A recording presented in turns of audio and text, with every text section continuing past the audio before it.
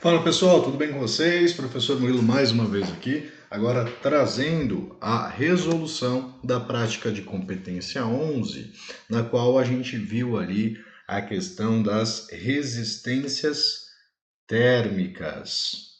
Perfeito? Então vamos lá. A parede de um forno é constituída por três camadas. Uma camada interna de 0,30 metro de tijolo refratário, cuja condutividade térmica é 1,28. Uma camada de lã de rocha de condutividade térmica de 0,035, de 8 centímetros, e uma camada externa de 0,13 metros de tijolo comum de condutividade térmica 0,72. A temperatura da superfície interna do forno é de 1.600 graus Celsius e a temperatura da superfície externa é de 30 graus Celsius. Considerando apenas os materiais dados, é correto afirmar que o fluxo de calor em 1 metro quadrado de parede em watts é aproximadamente igual a... Bom, como que a gente vai calcular esse fluxo de calor? Então, o fluxo de calor por condução, ele vai ser igual a menos o gradiente de temperatura dividido pela resistência equivalente. Nesse caso, as três camadas elas estão em série. Então a nossa resistência equivalente ela vai ser igual à resistência oferecida pelo o tijolo refratário mais a resistência pela lã de rocha mais a resistência oferecida pelo tijolo comum. Então a gente vai precisar calcular as três resistências. Vamos lá. Então a resistência, vou chamar de resistência 1, a do refratário. Aqui, ó, resistência 1, 2 e 3. Então a resistência 1 do refratário vai ser dado pelo comprimento, né, pela espessura da parede, então 0,3, dividido pela condutividade térmica, que é 1,28, vezes a área, que é de 1 metro quadrado. Então, nós teremos aqui 0,3 dividido por 1,28, o que nos vai levar a uma resistência de 0,3 dividido por 1,28. Teremos aproximadamente 0,23. Vou colocar com 3 casas. 4. Então, grau Celsius por watt.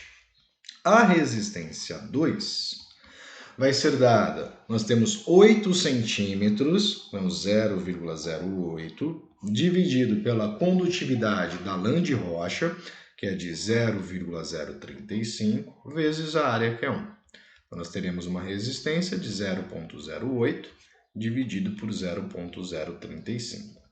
Vai ser aproximadamente igual a 0,0008 dividido por 0,035. Nós temos 2,286. 2,286 aproximadamente. Graus Celsius por watt. E a resistência 3... ela vai ser dada por 0,13 metros, dividido pela condutividade térmica do tijolo comum, que é 0,72, vezes 1 metro quadrado. Teremos, então, 0,13 dividido por 0,72, o que nos vai levar a uma resistência de 0,13 dividido por 0,72, teremos 0,181 aproximadamente, 0,181 graus Celsius por watt. Então temos as três resistências térmicas. Vamos calcular então a resistência equivalente. Resistência equivalente é a soma das três. Então temos 0,234 mais 2,286 mais a terceira, que é 0,181. Então, teremos que a nossa resistência equivalente vai ser dada 0,234 mais 2,286 mais 0,181. 181. Então, 2,701 graus Celsius por watt, a nossa resistência equivalente. Então, nosso fluxo de calor por condução, ele vai ser dado pelo gradiente de temperatura. Então, note que nós temos 1.600 para 30. Então, nós teremos aqui 1.600 menos 30 dividido pelos 2,701. Teremos aqui, então, menos 1.570 dividido por 2,701, o que nos vai levar a um fluxo 1.570 dividido por ANS, 581,27 aproximadamente watt.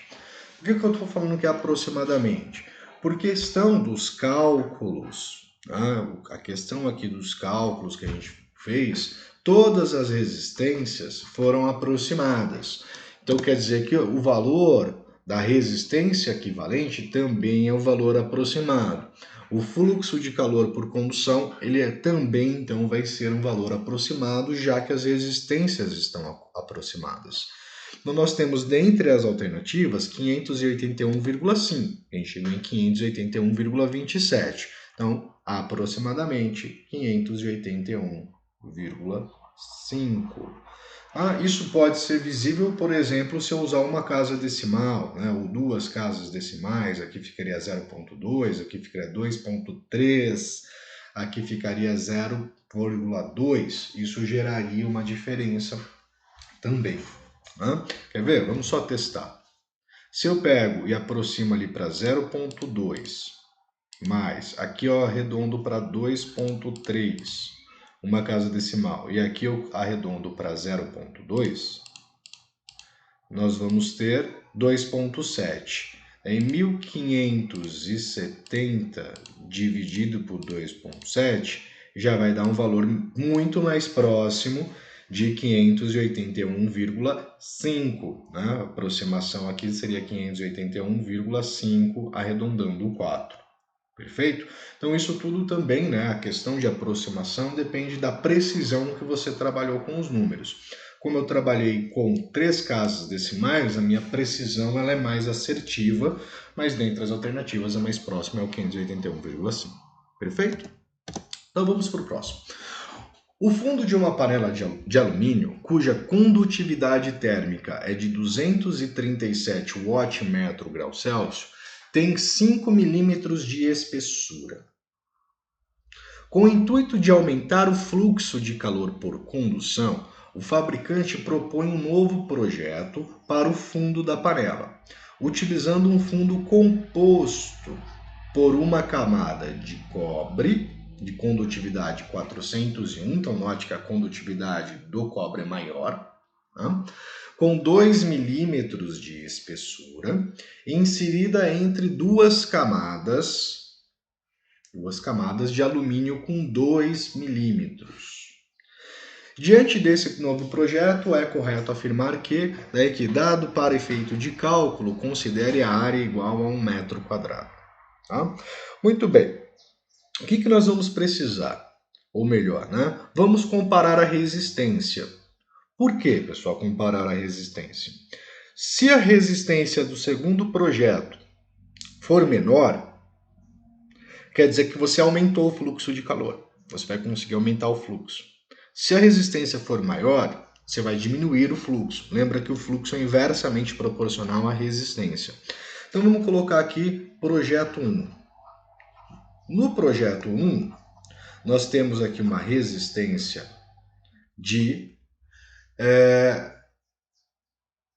formada por 5 milímetros, então 5 milímetros 0,05, dividido pela condutividade, que é de 237, porque é somente de alumínio, vezes 1, que é a área. Nós teremos então que a resistência térmica no projeto 1, ou resistência à condução térmica no projeto 1, vai ser dividido por 277, vai ser de 2,11 vezes 10 a menos 5 graus Celsius por watt. Então, uma resistência bem pequena.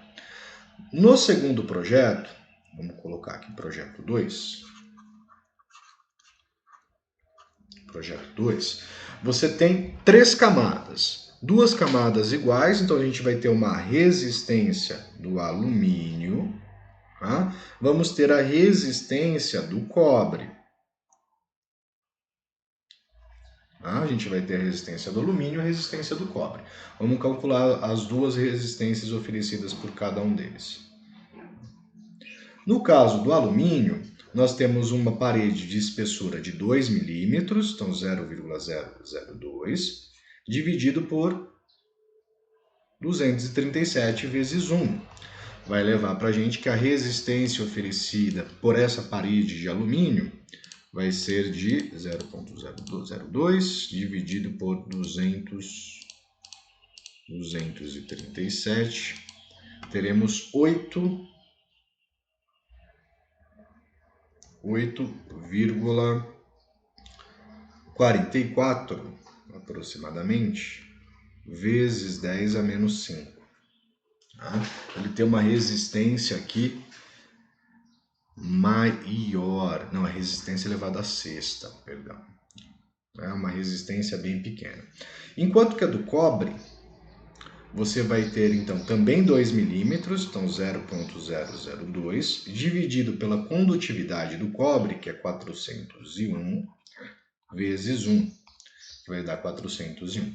Então nós teremos 0,002 dividido por 401, que é igual a 4,98, 4,99.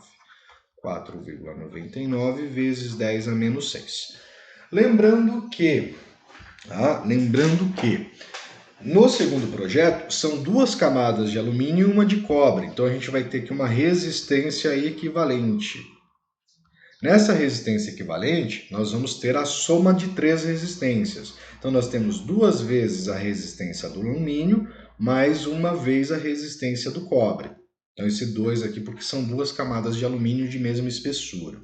Então nós teríamos aqui como 2 vezes o valor de 8,44 e elevado a menos 6, mais o 4,99 vezes e elevado a menos 6.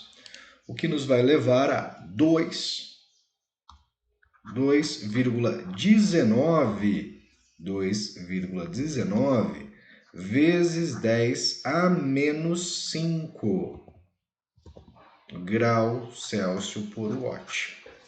Então perceba, pessoal, perceba-se aqui, claro que eu fiz aqui algumas aproximações. Vou fazer sem aproximação para ver o que vai acontecer. Vou já usar aqui 0,04. 0,04, para você ver por que você vai usar 0,04. Como são 2 camadas de mesmo diâmetro, de mesma espessura, eu posso multiplicar por 2. Tá? Dividido por 237, mais o 0,002 dividido pelo 401. Nós teremos aqui 2,186. 2,19. E aqui é 2,1. Então, o que nós temos? Nós temos que a resistência, vou colocar aqui, resistência do projeto 1 é menor que a resistência do projeto 2. Então, em qual vai ter um fluxo maior? No projeto 1. O projeto 2, o fluxo vai ser menor. Vai ser muito menor? Não. Ele vai ter uma diminuição. Então, vamos ver as alternativas. A resistência térmica oferecida pelo fundo de alumínio de 5 milímetros é maior que a resistência do novo projeto. Falso, ela é menor. O fluxo de calor por condução não será alterado, podendo-se optar entre o qual apresentar, no caso, o menor custo de produção. Falso, ele vai ser alterado. O projeto 1, né, tem menor resistência em comparação ao projeto 2. Como a resistência do novo projeto é menor, o fluxo de calor será maior. Sendo assim, aceitaríamos a proposta de alteração do fabricante. Falso, a resistência térmica é maior do segundo projeto. Né? A resistência térmica oferecida pelo fundo de alumínio de 5 milímetros é menor que a resistência do novo projeto. Isso é verdade. Como a resistência do projeto inicial, fundo 100% de alumínio, é maior, o fluxo de calor será maior. Sendo assim, descartaríamos a proposta de alteração do fabricante. Primeiro, quanto maior a resistência, né, menor o fluxo. E nós vimos que o projeto inicial ele tem menor resistência do que o novo projeto. Então, dentre as 5 alternativas, a única alternativa correta é a letra D, né? A quarta opção no meu caso. Então, vamos lá para o último. Um estudante de engenharia alugou um quarto em um alojamento próximo à universidade que frequenta, pois reside a uma distância considerável do prédio e, com a economia de combustível, seria possível pagar o aluguel e reduzir o tempo de deslocamento. Entretanto, o alojamento é antigo e as janelas são constituídas de um painel simples de vidro, condutividade térmica do vidro 0,78 Watt/grau-Celsius, de 6 milímetros de espessura.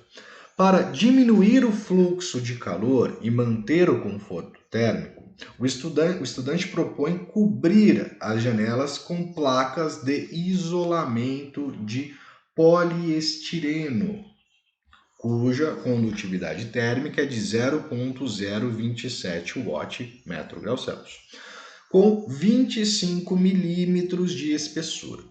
Considerando que a área da janela é igual, né, a área de todas as janelas é igual a 8 metros quadrados, é correto afirmar que a diferença entre a resistência térmica da janela com isolamento e sem isolamento é aproximadamente A. Pessoal, vou fazer aqui, ó, situação 1. Situação 1. Qual que é a situação 1? Situação 1 é a parede sem o isolamento. Então, a resistência é igual à resistência do vidro. Perfeito? Situação 1. Situação 2. Situação 2. A resistência nessa situação vai ser a resistência do vidro mais a resistência do isolante. Ele quer que a gente faça o quê? Determine a diferença entre elas.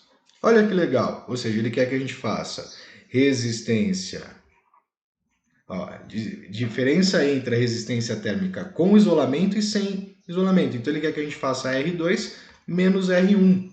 Só que se eu fizer R2 menos R1, eu estou fazendo o seguinte. Resistência do vidro menos resistência, mais resistência do isolamento, menos a resistência do vidro. Note que eu estou pegando a resistência do vidro e tirando a resistência do vidro. Então sobrou para quem? A diferença entre a resistência 2 e a resistência 1 é exatamente a resistência do isolamento que foi colocado. Então não quer dizer que eu não vou precisar calcular a resistência do vidro, eu vou ter que calcular apenas a resistência do isolante.